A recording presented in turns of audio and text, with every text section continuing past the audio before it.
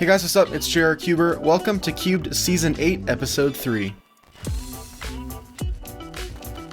So before we get started with this monthly Average 12/Q&A, I just wanted to mention real quick that if you notice my voice sounding weird at all, it's because a few days ago I got my wisdom teeth taken out, so my jaw is a bit sore and a bit swollen still, so it's affected my speech a little bit. It's pretty much back to normal now, but it's still not quite there. So if you notice it a little bit, then that's why. Anyways, let's go ahead and get started with this Average 12/Q&A. I am going to be using the mass-produced GTS2M. I don't remember the last time I used a stickerless cube on Cubed. It's been quite a long time, it feels like. But yeah, here we go. We're going to go ahead and use this cube, so let's get started. So the first question comes from the Cubing Guy. Do you use 2-look OLL and PLL, and do you think it's worth learning full OLL and PLL? So I use full PLL, and I am almost done learning full OLL. It took me way too long to start learning OLL. I used 2-look for like 3 years probably after I learned full PLL, and that's way too long to wait. I was doing my sols very inefficiently, and now I'm really happy that I finally just decided to sit down and learn full OLL. However, you can get pretty fast with 4-look last layer or 2-look OLL and PLL. It is possible, it's just harder. You really have to work on your look ahead and your F2L. But it can be done, and I'm pretty sure you can get sub 15 with 4-look last layer, but that's pretty difficult. I would say definitely learn full PLL first, and then once you get around 15, 16 or lower seconds, I think Colin Burns learned full OLL at like 12 or 13 seconds. So yeah, you can get pretty fast with 2-look OLL, but I don't recommend doing what I did and waiting as long as I did. I would say learn it pretty quickly after you learn full PLL. Aaron Spiller, how often should you lube your cube if you should do it more than once? So lubing the core of a cube, really, you shouldn't have to do that all that often. You should really just do that when you first set it up and not have to worry about it too much, especially with the new Lubical Black that's just come out.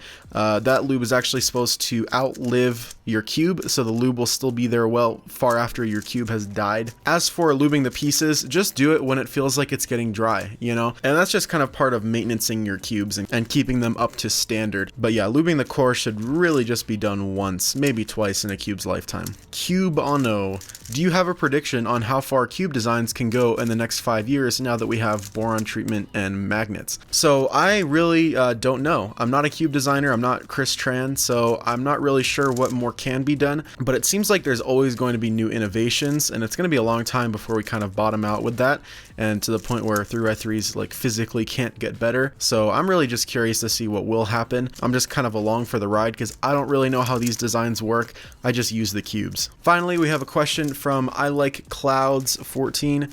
Do you feel that the company MoYu has become obsolete yet, or do you think it still has potential to dominate the market? So I don't really believe in the idea of a single company dominating the market. Maybe at one point MoYu did dominate everything.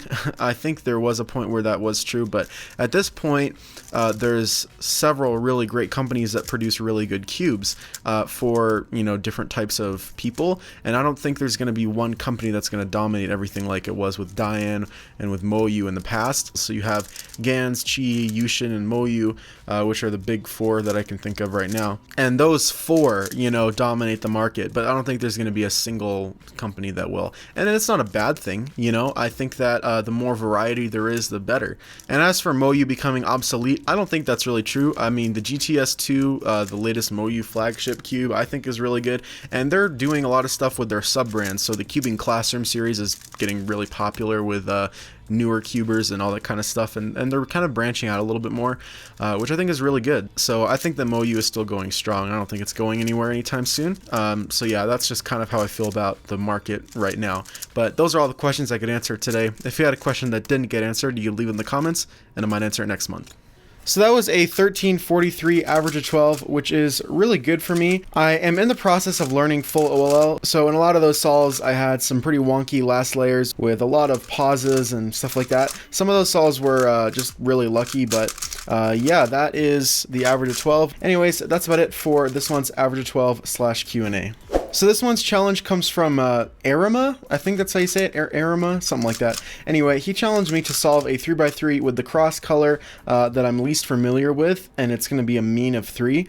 In the video, he did orange cross, and for me, basically anything besides white and yellow, it's really hard for me to solve on. So I'm just going to go ahead and do orange as well, just for the sake of consistency, I guess.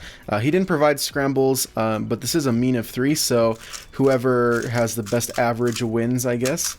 Or best mean. So I am really slow on any other cross colors, so we're just gonna go ahead and try this out. So here we go. Gotta do orange cross. Okay, luckily this seems like a decently easy cross. Here we go.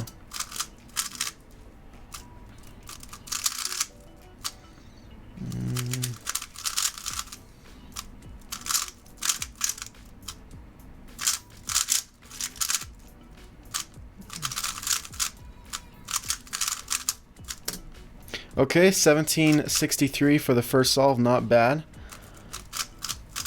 That one was a relatively easy scramble though. So, okay, let's see. Oh, this cross looks really easy as well. It took me a little while to find all the cross pieces, but here we go.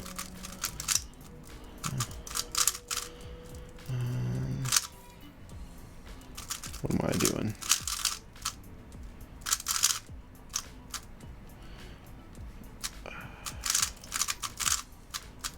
Do I know this? I think I do. Yeah, okay. So that one was longer because I was trying to remember if I knew that OLL or not. But that was still okay, I guess. We'll go for our third one here. Cross also doesn't look... Oh, why am I looking at... Oh, I'm doing orange. I'm so dumb. Okay. I have to go. I didn't really get to plan out my cross. I was looking at white. I am dumb. Alright.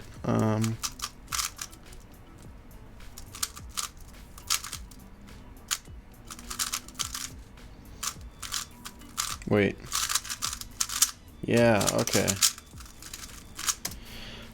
22. Okay, so 17, 22, and 23. Those are my 3 times. So I currently have a mean of 21.30. So Arima, or however you pronounce his name, got a mean of 21.18, which is just a little bit faster than mine. So he won this challenge. I have a feeling that if I just did 2-look OLL and wasn't fumbling around with trying to remember my full OLL algs, I would have done it faster. But anyway, that was a very, very close race. But yeah, so congrats to him for winning this challenge. If you guys would like to submit a challenge for next month, then record a video of yourself doing the challenge, upload it to YouTube, and leave the link to it in a comment on this video down below. And that's how you can submit a challenge for next month. And that's all for this month's challenge.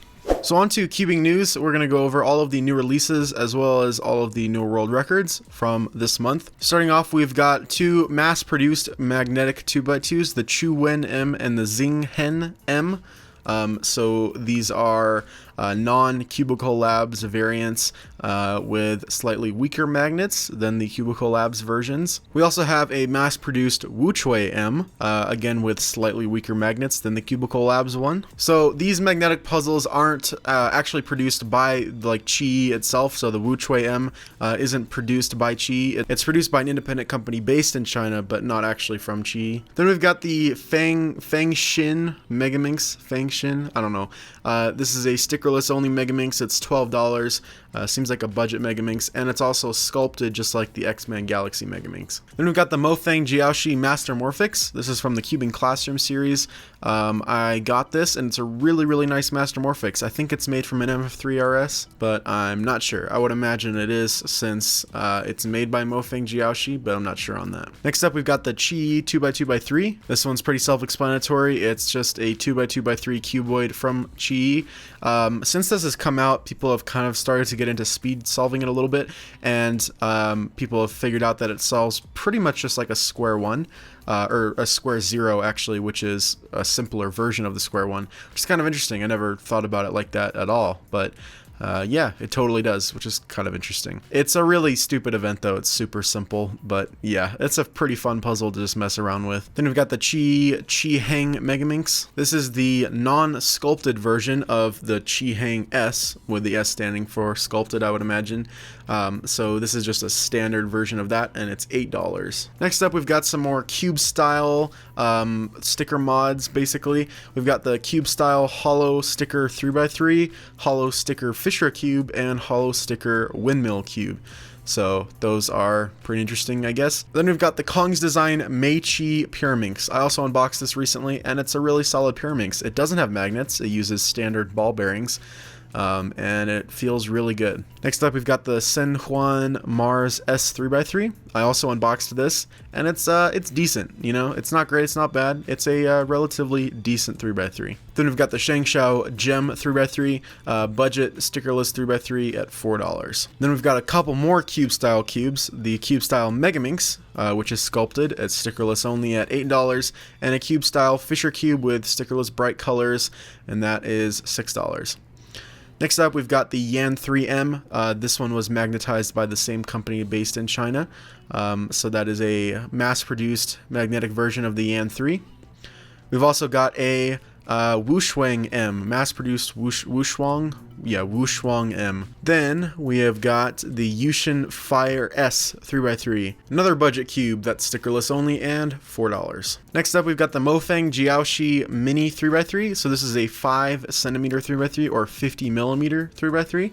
From the Cubing Classroom series. I would imagine, again, this is an MF3RS, just, you know, mini sized. I think there are some people out there who do use 50 millimeter cubes for one-handed if they have small hands or whatever, so maybe this could be of use to some people, but other than that, it's just a fun mini cube.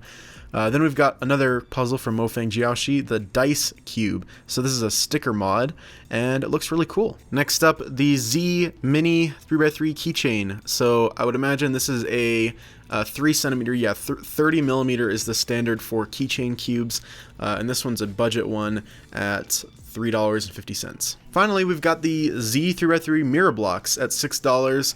This one comes in a whole bunch of different color options, so you can get blue stickers, green stickers, red, orange stickers, all that kind of stuff. Cool stuff. Anyways, those are all of the new cube releases, so let's go ahead and get on to world records. Alright, we have got a ton of world records to go through today, and as you can already see, most of these are broken by Felix.